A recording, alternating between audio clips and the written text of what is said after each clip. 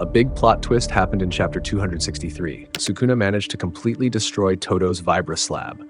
But Todo has 1 million IQ. Todo does an unexpected thing. He uses his limit and makes his vibra slab work. But this is where the epic part happens.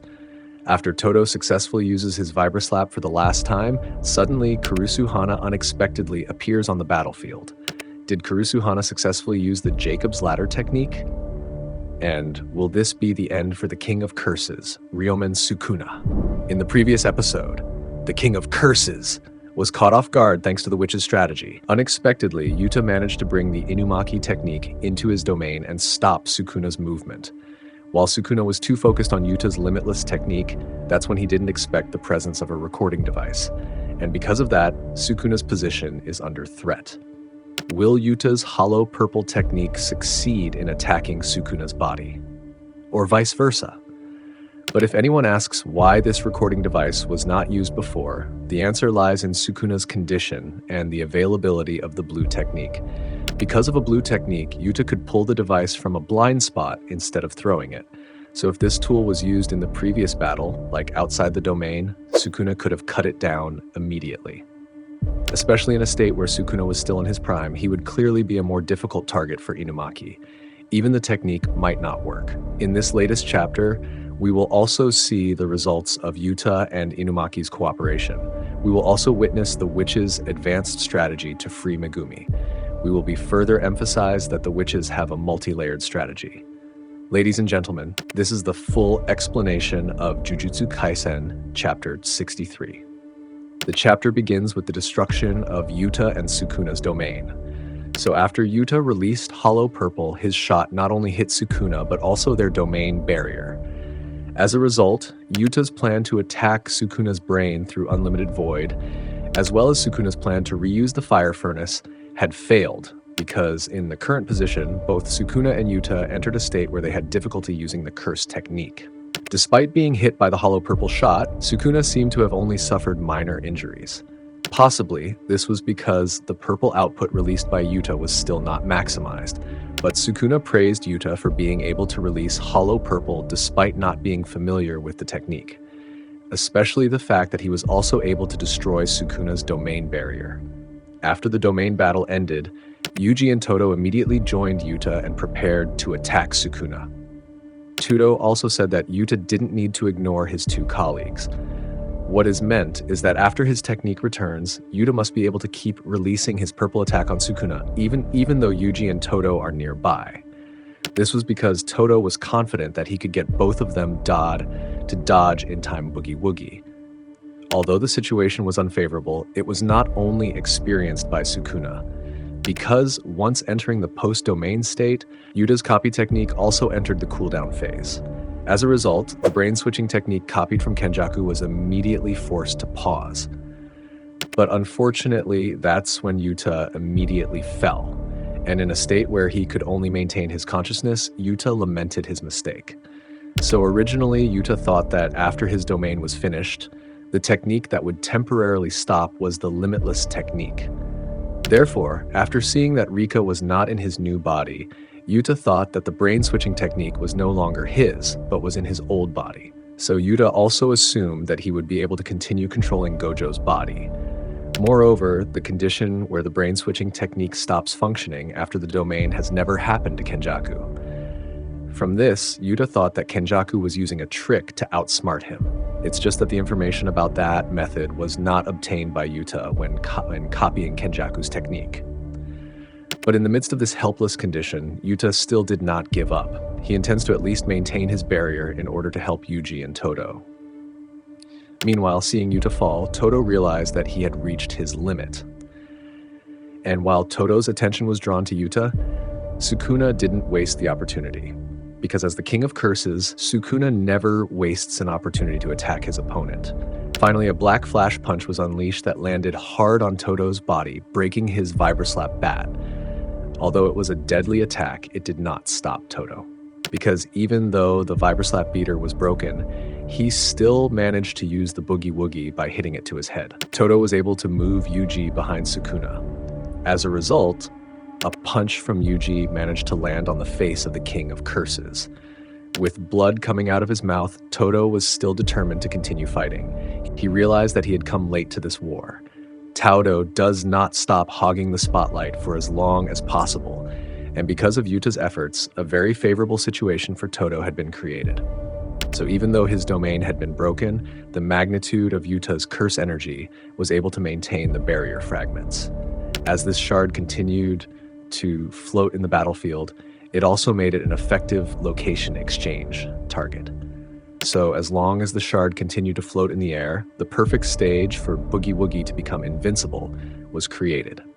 It was here that by pitting Vibra Slap against both sides of his teeth, Todo was able to perform a super fast position swap between Yuji and the barrier fragments. As a result, because of the rapid exchange that occurred, Yuji's shadows seemed to appear around Sukuna. And when Sukuna was confused to determine which one was the real Yuji, Yuji unexpectedly landed his palm right on Sukuna's stomach. Yuji also said that he would wake Megumi up no matter how many times he had to try. This is where a new dismantle technique is shown. Using a bound oath that limited the target of his attack, Yuji sent slash after slash to the boundary between Megumi's and Sukuna's souls. Because of the bound oath, this attack is much more powerful and effective in attacking the soul than his punch. So, if Sukuna had a world-splitting dismantle, Yuji now had a soul-splitting dismantle. Facing this attack, Sukuna immediately realized Yuji's strategy and how dangerous the dismantle was.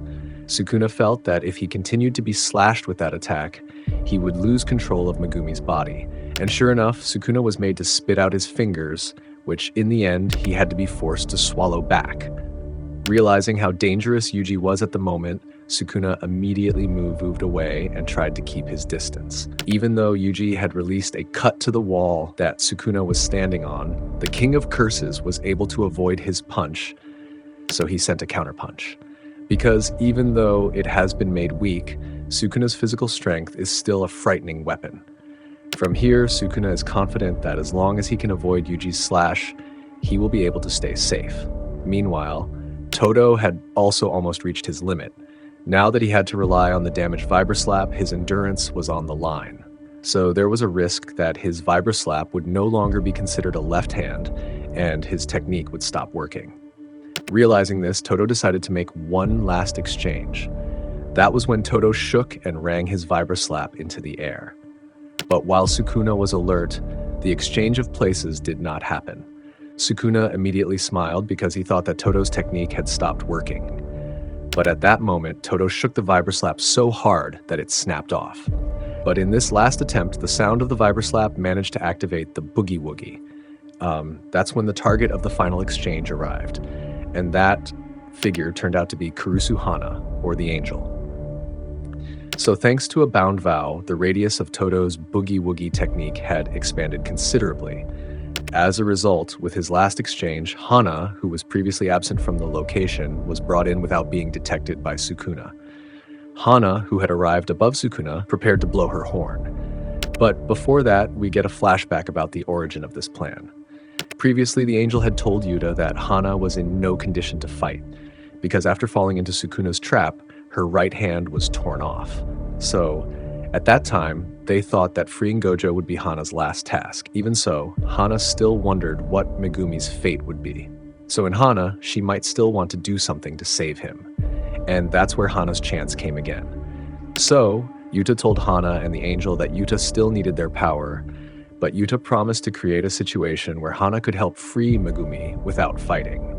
Even if Yuta's domain is defeated, the witches will make Sukuna weak and careless, so Hana can use Jacob's ladder as a finishing attack. Because with this gamble, Hana could again try to separate Sukuna's soul from Megumi's body. Yuta was confident of the success of this plan due to the deceptive nature of his copy technique. So, because Sukuna will be faced with Yuta's copy version of Jacob's ladder first, Sukuna will be made to think that the owner of the original technique will not come to the fight. Because when fighting with Yuta, Sukuna will focus more on what techniques Yuta has copied and the amount instead of paying attention to the original owner of the technique. And we can see this when Sukuna is surprised when Inumaki's original technique appears through the recording device when Yuta can only use Limitless. So at this time, Sukuna also would not have expected that the original owner of Jacob's Ladder would come, because actually the deadliest weapon in Yuta's copy technique was to double the presence of a weapon. Finally, with its maximum output, Hana used Jacob's Ladder. That's when a tower of light towers over Shinjuku, and at its center is the king of curses, Ryomen Sukuna. And that's the full explanation of chapter 263 of Jujutsu Kaisen. In this chapter, we are presented with several scenes that are interesting and raise questions. First, about Hollow Purple, which only produces minor injuries. This may sound sickening because, again, Sukuna can escape the deadly attack. But keep in mind, Yuta is currently not really able to master his limitless technique, just like he also did the wrong technique several times. So it's not surprising that at that time, even using his technique, the output of Hollow Purple released by Yuta could not be as strong as Gojo. And it also made sense that Sukuna, who had previously been able to withstand Gojo's 200% output Hollow Purple, could also withstand Yuta's Hollow Purple, which was likely much weaker. Second, about Yuta's current condition. After entering the post-domain state, Yuta had to lose control of Gojo's body because his brain transfer technique was entering the cooldown period. But there is a possibility that Yuta can also find a way to outsmart the situation like Kenjaku did. So there was still a chance that Yuta was not over yet. Even now, because of Yuta's domain barrier, Todo's Boogie Woogie technique can go crazy. So actually, narratively, the role of Yuta's arrival in Gojo's body is to lock Sukuna's domain opportunity. Thanks to Yuta, who was willing to become a monster, Sukuna failed to use his furnace again. So this moment creates a condition where Sukuna cannot use the domain and has difficulty using his curse technique, and the combo of Yuji and Todo can send the finishing attack more reasonably. And then this is the most interesting part. Yuji's new technique is the soul-splitting dismantle. This technique will clearly make Sukuna feel scared.